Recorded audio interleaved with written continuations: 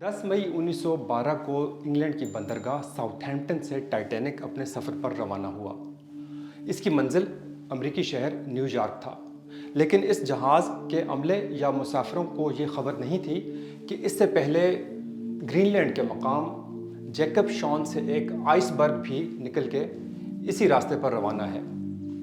इन दोनों को टकराव न्यूफाउंडलैंड से 600 किलोमीटर दूर बहरे ओकेनूस के अंदर हुआ, जिसके नतीजे में जहाज़ डूब गया और इसके 1496 मुसाफिर इसके साथ ही गर्काब हो गए। अब सवाल ये उठता है कि यह हादसा लोगों के दिलों में आज तक क्यों ताज़ा है, जबकि सिर्फ 20वीं सदी ही में इससे ज़्यादा बड़े 4 हादसात हो चुके थे। क्या वजह है कि ये गर्काब जहाज़ लोगों के जहनों से डूबने का नाम ही नहीं ले रहा? इसकी एक वजह तो ये हो सकती है कि टाइटैनिक पर अशराफिया की एक बहुत बड़ी तादाद सवार थी।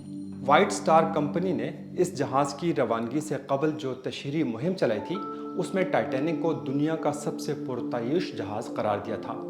इसकी फर्स्ट क्लास का किराया 870 पाउंड था, जबकि उस वक्त एक बरतानवी सिपाही की सालाना तनख्वाह 20 पाउंड थी। आपने 1997 की टाइटैनिक फिल्म में फर्स्ट क्लास के उमरा के ऐशो इशरत की चंद झलकियां ज़रूर देखी होंगी और शायद उन्हें जेम्स कैमरॉन के तख़य्युल की पैदावार समझकर नज़रअंदाज कर दिया होगा। मगर हकीकत ये है कि फिल्म में असल से कमी तो ज़रूर दिखाई गई है, बेशी नहीं। इसी हफ्ते में टाइटैनिक का नज़ारा करने के लिए जाने वाली आबदोज़ टाइटन की गुमशुदगी की खबर भी दुनिया भर के मीडिया का मौजू बनी रही। इसके पीछे भी शायद यही कहानी है।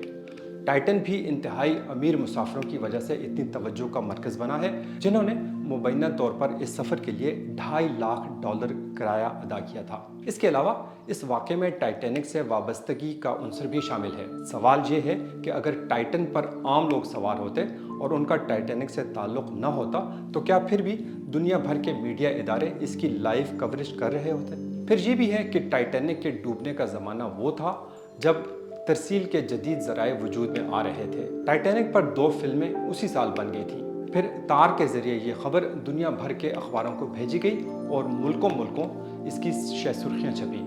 इस वाक़े में बच जाने वाले लोगों की बहादुरी, जुर्रत और हिम्मत की दास्तानें लोगों के दिलों को छू गई।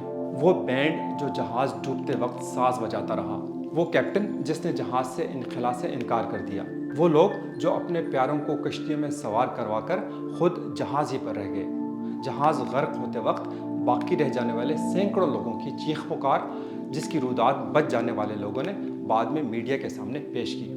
एक और वजह ये भी थी कि जहाज़ बर्फानी तोदे से टकराने के फ़ौरन बाद नहीं डूबा, बल्कि सतह समंदर से नीचे जाने में इसे 2 घंटे और 40 मिनट लगे। ये उतना ही वक्त है जितना बॉलीवुड की कोई फिल्म लगाती है।